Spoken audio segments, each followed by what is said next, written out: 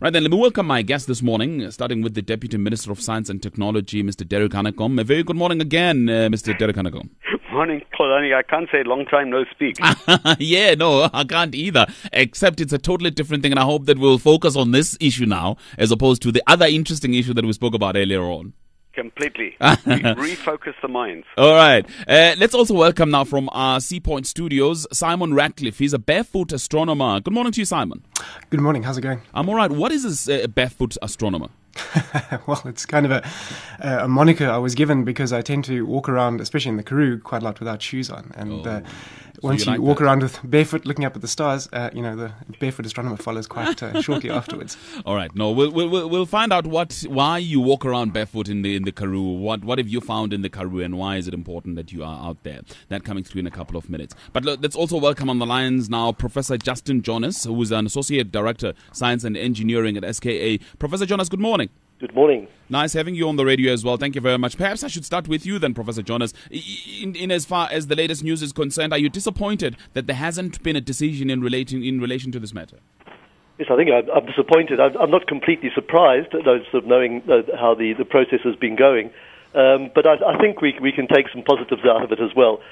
We really just hope that this is going to happen in the near term, though, within the next month or two, that there is actually a definitive answer as to where the SKA will be sited and how it will be organised. What happened there yesterday, Deputy Minister? Well, I wasn't there yesterday, but it seems like the decision yesterday was that they would delay the final decision to May. And by the end of May, we certainly hope they will have made a decision. And they are sort of recognizing that both countries have made considerable investments, and they're trying to adopt an inclusive approach.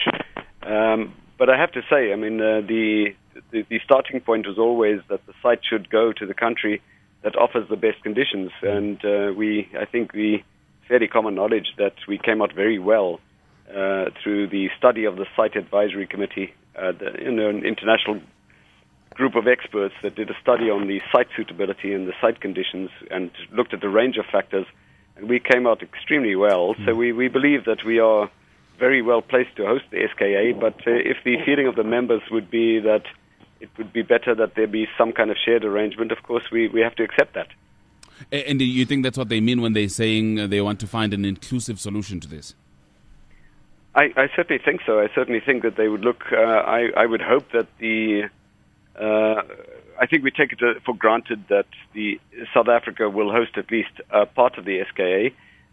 We would almost assume that the lion's share of it would be in South Africa, but that we don't want to preempt their discussions, but that there'd be a contribution from both Australia and New Zealand as well as South Africa and its partner countries. But if we came out well in as far as the scientific assessment of our ability to host the SKA is concerned, then it means that there are other factors other than our suitability to host this that are considered. As a result, then you have people talking about that inclusive approach.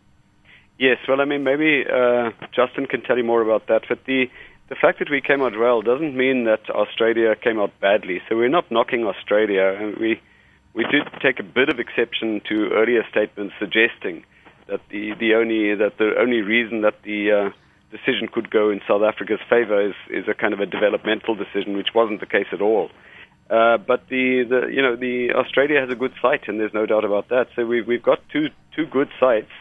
The question, though, is that part of the initial thinking wasn't a configuration which includes the two countries. We have a proposal on the table that locates the bulk of these 3,000 antennas in the Karoo, but a number of them in the 8 partner countries that we have.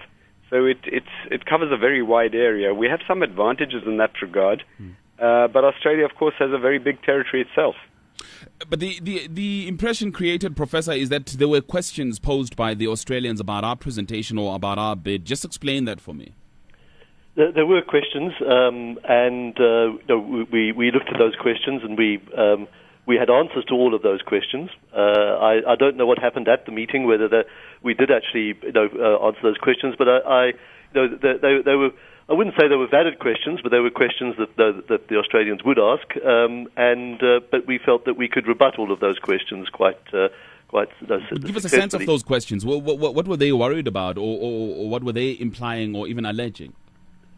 Well, as the Deputy Minister says, though, there's been allegations that that our bid wasn't technically superior or good, and that there were other sort of more political reasons for why South Africa may have been recommended. But actually, the questions the Australians had were all of a technical nature. They were, in a way, questioning questioning whether the advisory committee had done their work properly. And